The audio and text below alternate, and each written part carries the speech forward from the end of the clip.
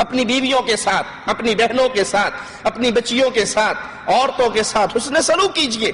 یہ حسن سلوک کی حقدار ہیں. بیوی جب اپنے گھر سے نکاح ہونے کے بعد اپنے ماں باپ کو چھوڑ کر آپ کے گھر آ گئی، اب اس کے پلے میں کچھ رہا ہے؟ اس کی عزت کے مالک بھی آپ بن گئے. وہ تو اپنا سب کچھ ختم کر کے، اپنی کشتیاں جلا کے آپ کے گھر میں آئی ہے. وہ اپنے باپ کو چھوڑ کر آئی ہے. سسر کو اس مقام پہ باپ کا پیار دینا چاہیے. وہ اپنی ماں کو چھوڑ کر آئی ہے تو ساس کو اس موقع پہ ماں کا پیار دینا چاہیے. وہ اپنی بہنوں کو چھوڑ کر آئی ہے تو ننند کو اس موقع پہ بہن کا پیار دینا چاہیے. وہ پورا جس خاندان میں، جس گھر میں اس نے 20 بہاریں گزاری ہیں، ایک جملہ آپ نے کہا قبول قبول قبول، وہ اٹھی اور چل کے آپ کے گھر آ گئی. پورا خاندان چھوڑ دیا. آپ کے سسر نے اپنے جگر کا ٹکڑا کاٹ کے آپ کے حوالے کر دیا. تب وہ آپ کے گھر میں آ گئی تو میدان جنگ نہ بنائیے اس گھر کو کہ احساس بھی تلاش کر رہی ہے کہ کوئی عیب مجھے ملے بیوی کا، بہو کا، میں فوراً بیٹے کے کان بھروں. ننندے تلاش میں ہیں کہ بھابھی کا کوئی مسئلہ ایسا ملے تو بھائی کے کان بھرے جائیں. یہ کان بھرنے کی بجائے اگر آپ پیار محبت کا انداز کریں گے تو اس گھر کو جنت نہیں بنا سکتے؟ جس گھر کو آپ نے جہنم بنا لیا ہے، جو گھر میں داخل ہو رہا ہے ہر کسی کے منہ پہ 12 بجے میں ساس ادھر ناراض بیٹھی ہے، ننند ادھر ناراض بیٹھی ہے، بیوی اندر رو رہی ہے، خامن سر کھجاتا ہوا صحن کے اندر چکر کاٹ رہا ہے، کروں کیا؟ ایک خامن اپنی قریبی عزیزہ سے کہتا ہے، 2 ٹوک اس نے لفظ کہے، میں اس کو شخصی طور پہ جانتا ہوں، کہا اگر بیوی کو راضی کرتا ہوں تو ماں ناراض ہوتی ہے، ماں کو راضی کرتا ہوں تو بیوی ناراض ہوتی ہے. تو یہ ماں اور بیوی، اس کو انڈیا پاکستان نہ بنا، یہ کہ سیاسی جنگ ہے، یہ مارکا ہے، میدان ہے، یہ لڑائی ہے، یہ جھگڑا ہے، یہ 2 ملکوں کا فساد ہے. نہیں، وہ آپ کی بیٹی بن کے آئی ہے. وہ اپنے گھر کو چھوڑ کر آئی ہے، وہ اپنے خانوادے کو چھوڑ کر آئی ہے، وہ اپنے پیارے بھائیوں کو جن کے ساتھ وہ 20 سال کھیلی کھائی پی ان کو چھوڑ کر آئی ہے، جس ماں باپ کے سائے میں وہ 20 سال رہی ہے ان کو چھوڑ کر آئی ہے. اس کی قربانی چھوٹی نہیں ہے. اس کی قربانی کا خیال کیجئے اور اس کو پیار دیجئے. جب آپ اسے پیار دیں گے تو وہ بھی آپ سے پیار والا معاملہ کرے گی. اور اگر آپ اس کو میدان جنگ اور محاذ جنگ بنا لو گے کہ اس کی کوئی چھوٹی سے چھوٹی غلطی پتہ لگے صحیح اور ہم فوراً اس کے خامن کے کان بھرے، تو آخر اس کے ہاں بھی تو شیطان موجود ہے جو اس کا دل بھی خراب کرے گا.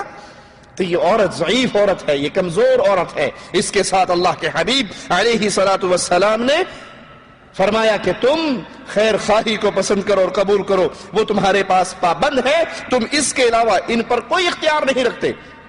وہ کہیں جا نہیں سکتی، وہ بغاوت کر نہیں سکتی. اکثر آپ نے دیکھا ہوگا گھروں کے اندر زبان درازی کا فتنہ بہت ہے. اکثر گھروں کے اندر کا یہ مسئلہ ہے، بیوی بڑی زبان دراز ہے، وہ بڑی بولتی ہے. جب اس کے ساتھ برا سلوک کرو گے وہ کچھ کر سکتی ہے؟ نہ وہ خاوند کو مار سکتی، نہ وہ ساس کو مار سکتی، نہ وہ ننندوں پہ ہاتھ اٹھا سکتی. پھر اس کے پاس کیا ہوتا ہے؟ زبان چلتی ہے.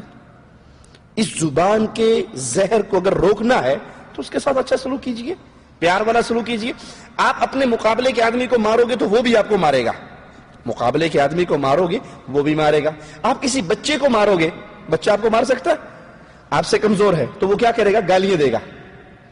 بچہ آپ جتنا مارتے رہو وہ اتنی گالیاں زیادہ دیتا رہے گا، کیونکہ وہ مار نہیں سکتا، وہ زبان چلا سکتا ہے. عورت آپ کے گھر میں کمزور ہے، وہ آپ کے تھپڑ کا مقابلے پر تھپڑ نہیں مار سکتی.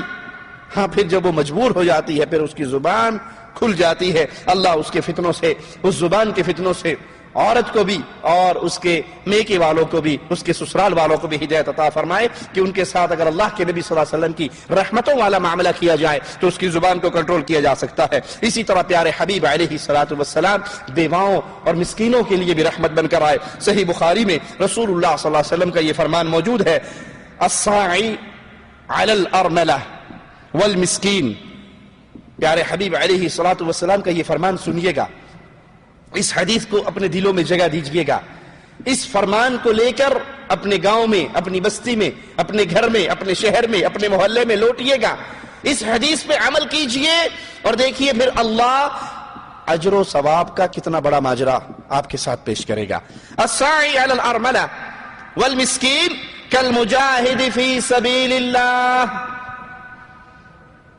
جو انسان بیوہ اور مسکین، اس کے لیے تگدو کرتا ہے، بھاگ دوڑ کرتا ہے، ان کے خرچے پانی کا بندوبست کرتا ہے، ان کے کھانے پینے کا بندوبست کرتا ہے، ان کے معاملات میں ان کی مدد کرنے کے لیے لگا رہتا ہے، اللہ اس کو کیا اجر عطا فرما رہا ہے؟ رسول اللہ فرما رہے ہیں وہ ایسے ہے جیسے اللہ کے راستے میں جہاد کرنے والا ہو۔ بیوہ کا مددگار، یتیم کا مددگار، مسکین کا مددگار، کمزوروں کا مددگار، جو ان کی پلاننگ میں لگا رہے کہ اس مہینے کا خرچہ میں نے اس گھر میں بھیجنا ہے، اس گھر میں دال ختم ہے، اس میں آٹا ختم ہے، اس میں بجلی کا بل کوئی نہیں بھر سک رہا ہے، وہ یتیم گھرانہ ہے، وہ مسکین گھرانہ ہے، وہ بیوہ عورت ہے، اس کا کوئی سہارا نہیں ہے، چلو کوئی نہیں، میں اپنے سالن میں تھوڑا سا پانی زیادہ ڈال کے شوربہ کر کے ایک ڈونگا پڑوس میں بھی بیوہ کو دے آتا ہوں، اس بیچاری کو کوئی پالنے والا، اس پہ کوئی خرچ کرنے والا، اس کی نگہداشت کرنے والا کوئی نہیں ہے، اس کا خامن فوت ہو گیا ہے، یہ بیوہ ہو گئی ہے، میں اس کی مدد کرتا ہوں۔ جو بیوہ اور مسکینوں کی مدد میں لگا رہتا ہے، رسول اللہ صلی اللہ علیہ وسلم فرماتے ہیں اللہ کے ہاں یہ ایسے ہے جیسے یہ تلوار گھوڑا لے کر میدان جہاد میں گیا ہوا یہ مجاہد کا ثواب پاتا ہے۔ او القائم اللیل الصائم النہار، یا اللہ اس کو ایسا ثواب عطا فرماتا ہے جیسے ایک ساری رات قیام کرنے والے کو یا سارا دن روزہ رکھنے والے کو۔ کاروان دعوت قرآن و حدیث، مرکز جمعیت اہل حدیث پاکستان۔